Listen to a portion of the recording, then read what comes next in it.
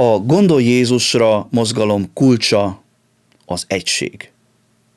Ugyanazon a napon, több helyen, több keresztény, ugyanazzal az üzenettel. Gondolj Jézusra. Valamennyien tudjuk azt, hogy a nagy missziós parancs, az evangéliumnak a terjesztése mennyire fontos egy újjászületett keresztény embernek az életében. A Gondolj Jézusra mozgalom egy Magyarországról indult evangelizációs mozgalom, amelyben jelenleg több mint 50 gyülekezet Magyarországról. 2024-ben már több mint 10 országban, különböző kontinenseken több ezer keresztény vett részt az evangelizációs kampányba a Gondolj Jézusra pólókat viselve. A mozgalom kulcsa az egység. Ugyanazon a napon több ezer keresztény kimozdulva egyetlen üzenettel. Gondolj Jézusra. A Gondolj Jézusra feliratú keresztény pólót használhatjuk egyéni evangelizációra is, de sokkal nagyobb hatással bír az, hogyha azzal a tudattal megyünk ki, több száz vagy több ezer keresztény, hogy egységesen mozdulunk meg az evangélium terjesztésének az ügyében. Együtt olyan, mint egy flashmob, mint egy hadsereg.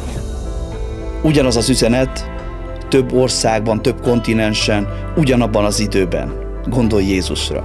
Az egyéni evangelizációnak 3 fő akadálya van. Az egyik az, hogy hogyan kezdeményezzek, mit mondjak. A második az lehet, hogy kinek mondjam. És a harmadik, amivel talán leggyakrabban találkozunk, az, hogy nincs időm. A Gondolj Jézusra mozgalom ennek a 3 fő akadálynak a legyőzésére próbál hatékony segítséget nyújtani. Az, hogy kinek mond, mi nagyon sokszor megtapasztaltuk azt, hogy akár forgattunk, vagy valahova mentünk a pólóba, akkor nagyon sokan rákérdeztek, hogy mi akar ez lenni, miért hordjátok ezt a pólót, milyen ügyben vagytok most épp itt. Tehát az a tapasztalat, hogy ha a pólót viseled, akkor az emberek rákérdeznek. Nem mindenki, de némelyek rákérdeznek. És már meg is van a kezdeményezésnek az első lépése, ugyanis válaszolhatsz. Elmondhatod azt, hogy miért viseled a pólót.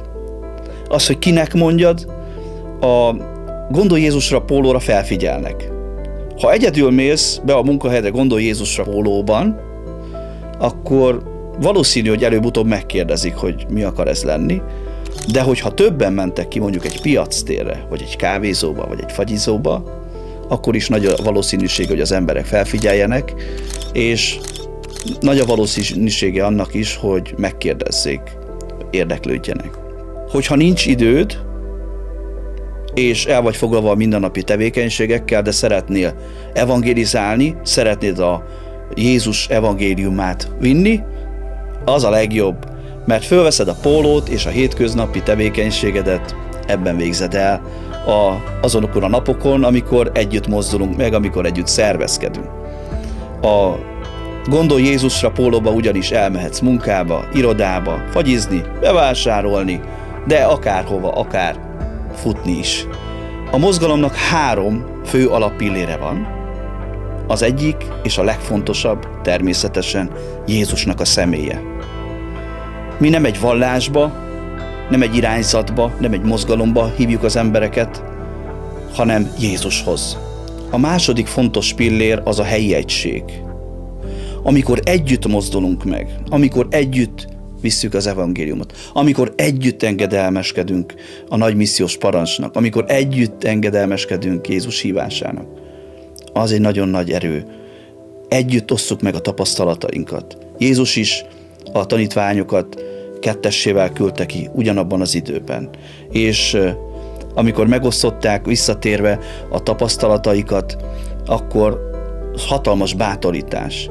Mi is, amikor megosszuk városonként, akár vagy gyülekezetenként, vagy országonként, hogy amikor mi mozdultunk ki, amikor mi mentünk ki a pólokba, milyen reakciók voltak. Nagyon sok bizonyságok jönnek vissza, amelyek arra bátorítanak, hogy folytassuk, hogy vigyük az evangéliumot.